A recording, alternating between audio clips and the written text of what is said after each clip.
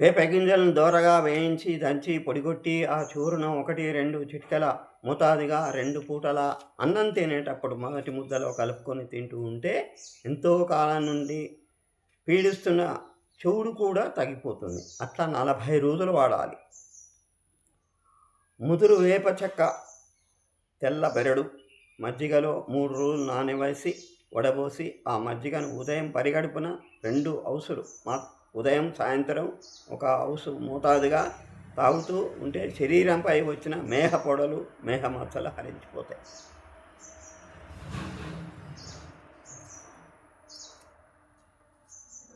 జిల్లలు దురదలు మొలల ప్రక్షాళన.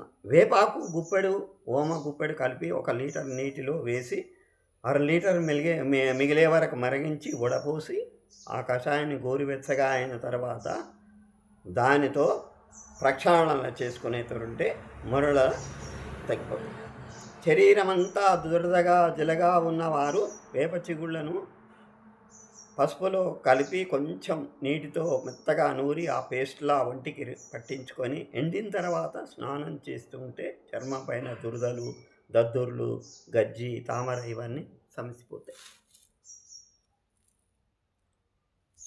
తేలుకుట్టిన చోట 4 వేపాకులు రసంతో కందికి బద్దంత మంచి సున్నం కలిపి చెవిలో వేసి అదే రసాన్ని కొంచెం తేలుకుట్టిన చోట పైన లేపనం చేస్తే తక్షణమే తేలు విషం దిగిపోతుందని.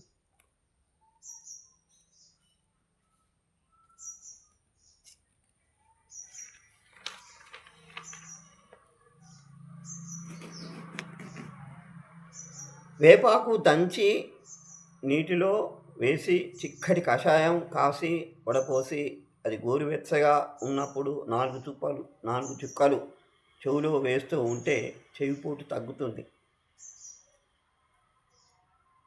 వేపాకు నీటితో తొక్కి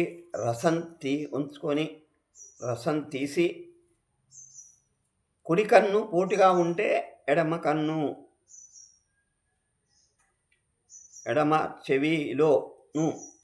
కన్ను పోటు ఉంటే కుడి చెవిలో 4 చుక్కలు వేసి దూది పెట్టి ఇలా 2-3 సార్లు చేస్తే కళ్ళపోటు తక్కువవుతుంది. పార్శ్వపు నొప్పికి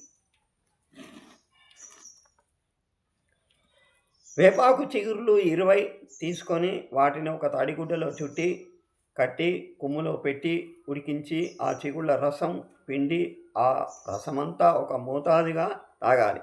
ఇలా 4-5 రోజులకు ఒకసారి చేస్తే పార్శ్వపు తలనొప్పి తగ్గుతుంది.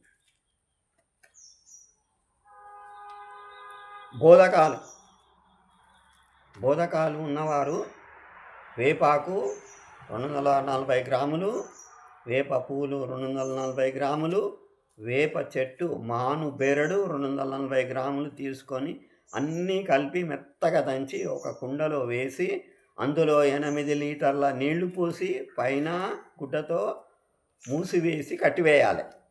ఆ కుండను కదిలించకుండా 15 రోజుల పాటు అలాగే నిల్వ ఉంచి తర్వాత తీసి వడగట్టి ఆ నీటిని భద్రపరుచుకొని పూటకు 10 గ్రాముల నీరు తాగుతూ ఉంటే 1/2 చెంచా ఓమ నమిలి మింగుతూ ఉండాలి. ఇలా 2 పూటల ఈ ఔషధాన్ని 60 రోజుల పాటు సేవిస్తే బోధకాలు తొందరగా నయమైపోతుంది.